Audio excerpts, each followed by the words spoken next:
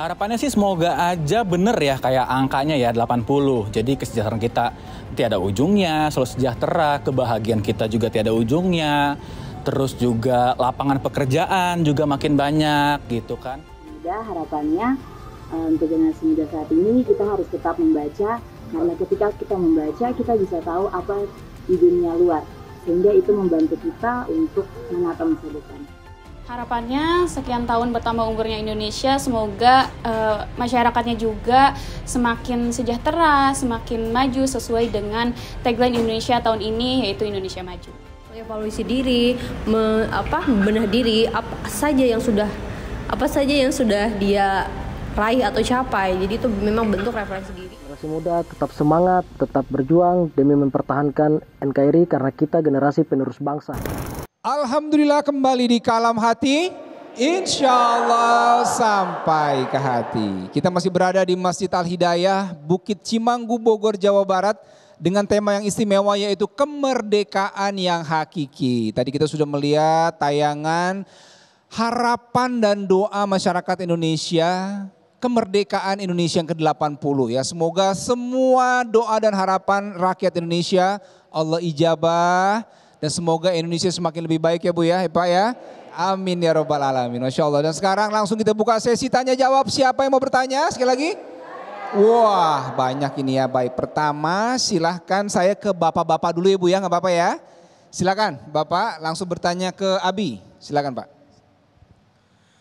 Bismillahirrahmanirrahim. Assalamualaikum warahmatullahi wabarakatuh. Mohon izin bertanya, ini karena bertanyanya kepada Abi Pantun.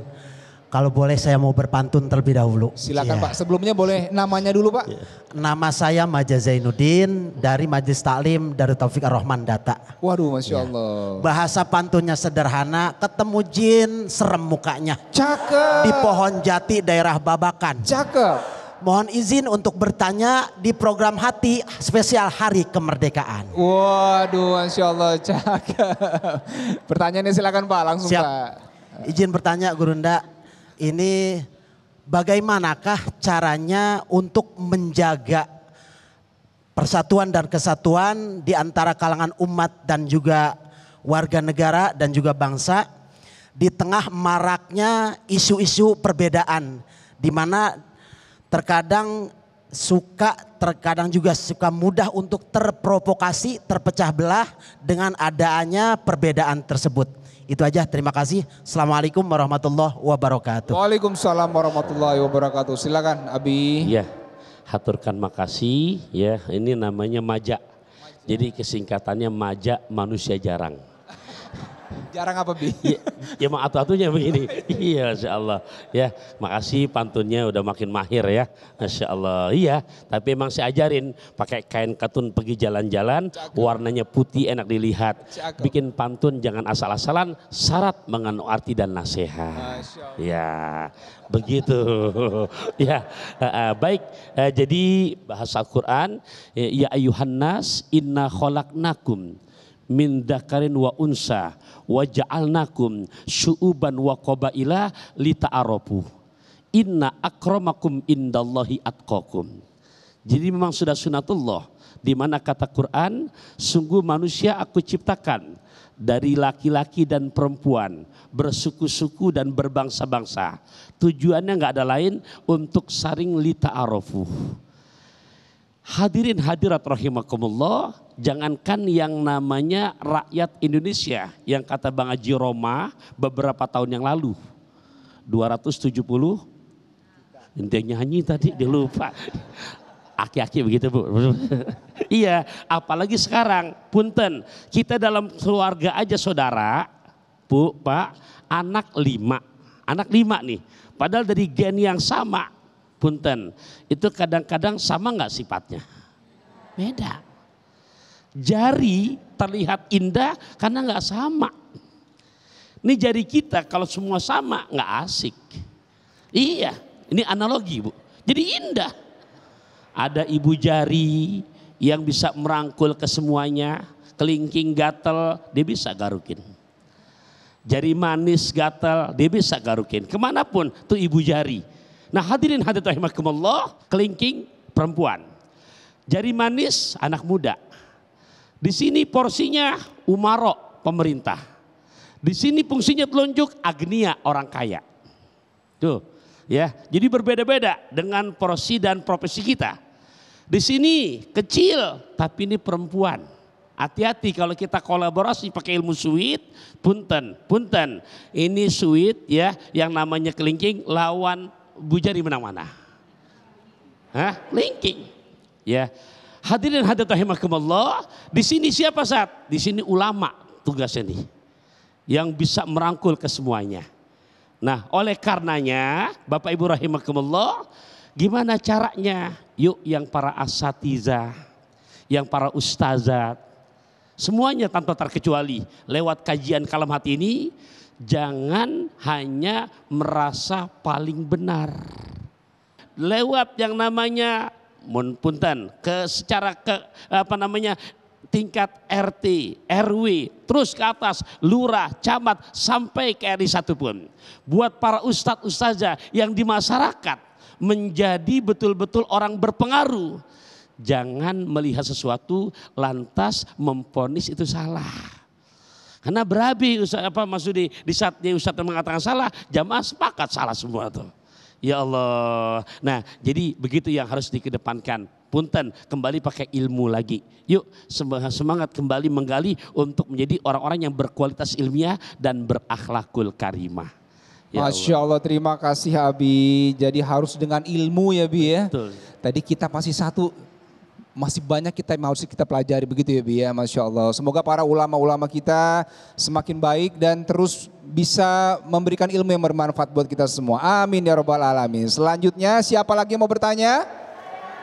Nah, saya ke depan sini. Ibu silakan sebutkan namanya buat Ustazah Syifa pertanyaannya. Bismillahirrahmanirrahim.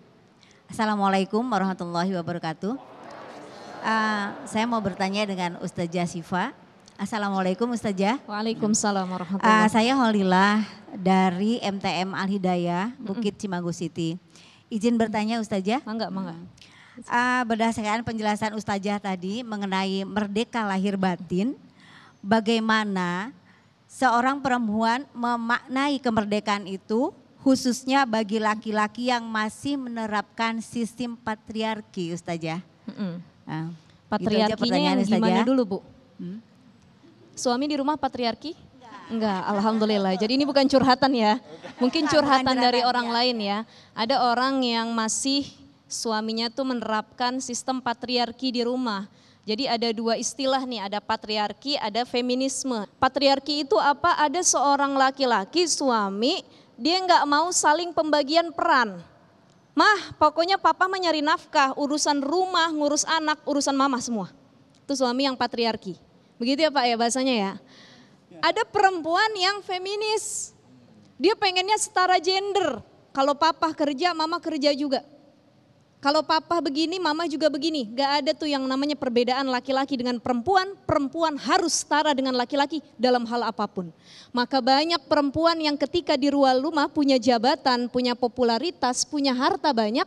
Masuk rumah dia lupa peran utamanya, fitrahnya. Sebagai apa? Makmum.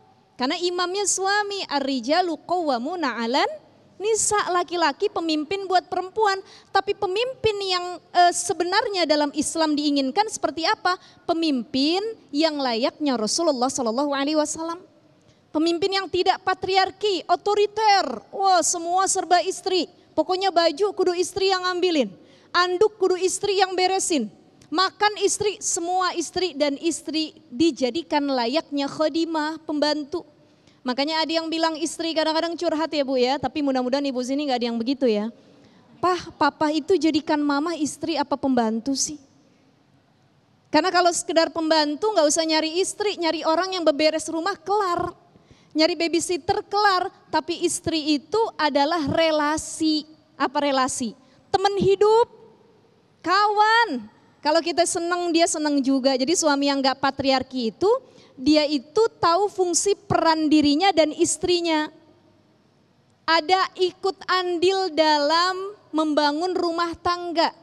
Grow together kalau bahasa orang Cimanggunya. Apa Bu? Tumbuh bareng-bareng yuk, kita tahu peran masing-masing.